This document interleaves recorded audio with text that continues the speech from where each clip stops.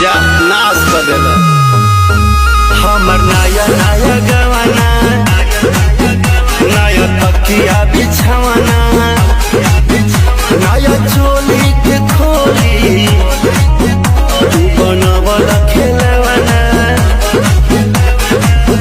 साला आजकल का प्यार भी गजब हो गया सुबह लाभ हो गया सांझे सब हो गया। खाई गईला उठल लिया दूर दिल कन बलिया काट लेला बजिया रे हमर से ओनियन गलिया मारो जनी जोर देह बाटे कम जोर हमर फाटे लगी नस तोड़े तोड़े राजा कहीं जाई ना बहरिया टूटता बदन पोरे पोरे राजा कहीं जाई ना बहरिया। और 2 दिन की मोहब्बत करे वो आशिक जिसे हवस हो तेरे जिस्म की, कि 2 दिन की मोहब्बत करे वो आशिक जिसे हवस हो तेरे जिस्म की। मैं निभाना चाहता हूँ जिंदगी भर तेरा साथ, मुझे चाहत है तेरे इश्क की।